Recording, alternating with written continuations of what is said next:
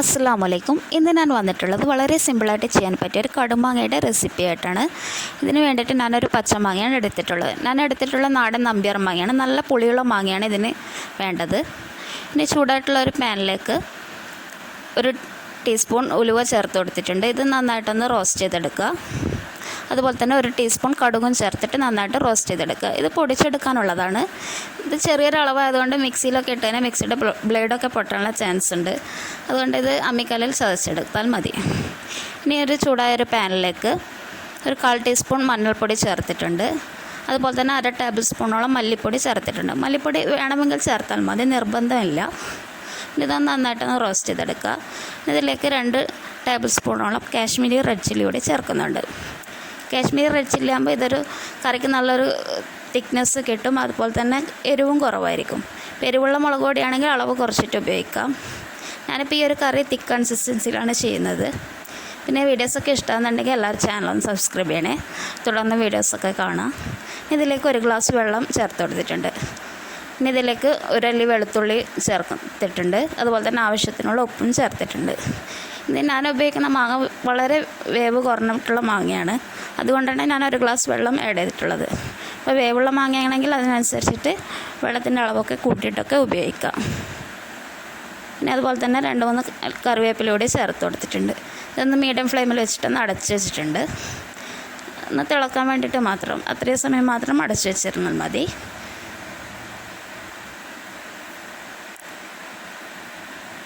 ഇനി ഈ ഒരു കറി നിങ്ങൾ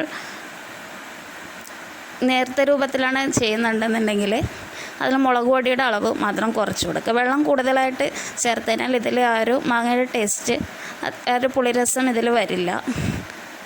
ഇനി ഇതിലേക്ക് മാങ്ങ ചേർത്ത് കൊടുത്തിട്ടുണ്ട്. ഇനി ഫ്ലെയിം ഒന്ന് ഹൈ ഫ്ലെയിമിലിട്ട് കൊടുക്കുക.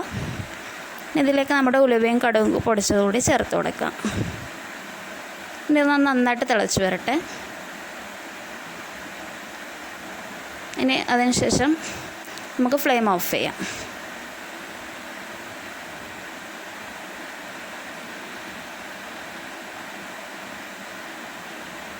നന്നായിട്ട് തിളച്ച് വരുന്നുണ്ട്.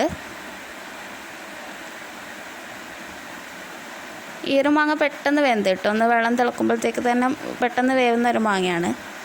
അതുകൊണ്ടാണ് ഞാൻ ഇങ്ങനെ ചെയ്യുന്നത്. ഇപ്പോൾ വേവുള്ള മാങ്ങയാണെങ്കിൽ അതിനനുസരിച്ചിട്ട് വെള്ളം കൂട്ടിയിട്ടൊക്കെ ഉപയോഗിച്ചിട്ട് നന്നായിട്ട് തന്നെ കുക്ക് ചെയ്തെടുക്കണം. ഇനി ഇതൊന്നാണ് അടച്ചു വെക്കണം. ഫ്ലെയിം ഓഫ് ചെയ്തിട്ടുണ്ട്. ഇതിലേക്ക് നമുക്ക് വറവിട്ട് കൊടുക്കാം.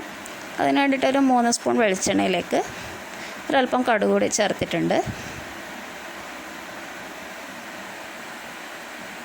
ഇനി കടുക് നന്നായിട്ട് പൊട്ടുന്ന സമയത്ത് 2 വറ്റൽമുളക് കൂടി ചേർക്കുന്നുണ്ട്. ഞാനിപ്പോൾ 2 എടുത്തിട്ടുള്ളത്. ഇപ്പം എരിവുള്ള മുളക് പൊടിയാണ് യൂസ് ചെയ്യുന്നുണ്ടെന്നുണ്ടെങ്കിൽ 1 വറ്റൽമുളകൊക്കെ ചേർത്താൽ മതി. ഇതിലേക്ക് ഒരല്പം കൂടി കറിവേപ്പിലൂടെ ചേർത്ത് കൊടുക്കുക. ഇനി ഇതിൽ വറവിട്ട് കൊടുക്കുക. ഈ ഒരു റെസിപ്പി എന്ന് പറയുന്നത് ചോറിനൊപ്പം കഴിക്കാൻ ബെസ്റ്റ് സൈഡ് ഡിഷാണ്. എല്ലാവരും ട്രൈ ചെയ്ത് നോക്കണം. അത്രയും നല്ല ടേസ്റ്റിയാണ്. ഈ ഒരു റെസിപ്പീന് നമ്മൾ ചൂടാറി കഴിഞ്ഞിട്ട് പിറ്റേ ദിവസമാണ് ഇത് ഉപയോഗിക്കേണ്ടത്. അപ്പോഴത്തേക്കാണ് അതിൻ്റെ ശരിക്കുള്ള ഒരു ഫ്ലേവർ നന്നായിട്ട് വരിക. അപ്പോൾ ഇത് പിറ്റേ ദിവസം കഴിക്കുക. അതുപോലെ തന്നെ ഇതുപോലത്തെ അലൂമിനിയം പാത്രത്തിലൊക്കെ ചെയ്യുന്നുണ്ടെന്നുണ്ടെങ്കിൽ